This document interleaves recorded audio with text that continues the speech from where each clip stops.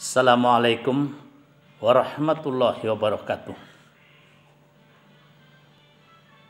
Universitas Islam Kalimantan Selatan Syekh Muhammad Arsad Al-Banjari yang memiliki puluhan ribu mahasiswa saat ini menjadi perguruan yang terpopuler dan terkenal di bumi Lampung Mangkurat. Pemirsa yang berbahagia, pemirsa yang saya cintai,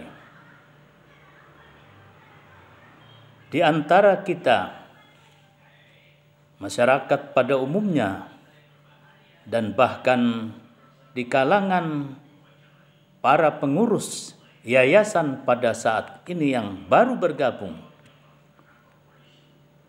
tidak sedikit yang belum mengetahui atau tidak mengetahui tentang sejarah berdirinya awal Yayasan Universitas Islam Kalimantan Selatan Syekh Muhammad Arsad Al-Banjari ini. Merujuk kepada dokumen resmi Yayasan Universitas Muhammad Arsad Al-Banjari pada tahun 1983 bahwa tonggak sejarah berdirinya Yayasan Uniska diawali dengan sebuah rapat warga Kalimantan yang berdomisili di Jakarta. Rapat tersebut dilaksanakan di rumah salah seorang tokoh Kalimantan Selatan dan sekaligus pendiri dan motor penggerak Yayasan Universitas Islam Kalimantan Selatan, yaitu Dr. Andes Haji Muhammad Nurhalis Bakri di Komplek Keuangan Cilandak, Jakarta Selatan pada tanggal 15 November 1981.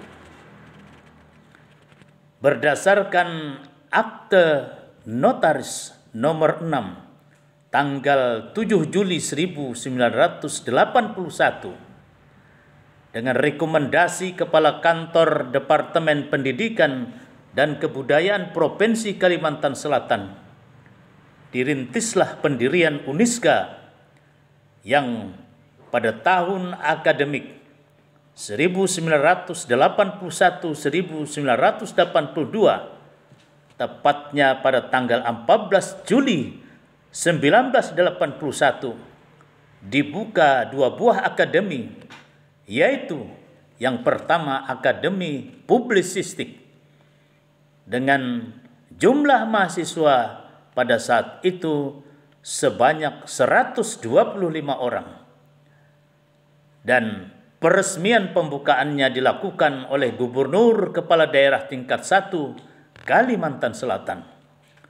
Dan yang kedua adalah Akademi Bahasa Asing dengan jumlah mahasiswa baru pada saat itu 125 orang, yang peresmiannya dan pembukaannya dilakukan oleh Kepala Wilayah Departemen Pendidikan dan Kebudayaan Provinsi Kalimantan Selatan.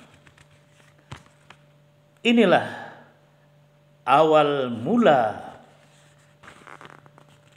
kiprah berdirinya Yayasan Uniska yang hari ini menjadi perguruan yang sangat terkenal itu. Fahmi Amrusi, Rumah Banjar melaporkan. Assalamualaikum warahmatullahi wabarakatuh.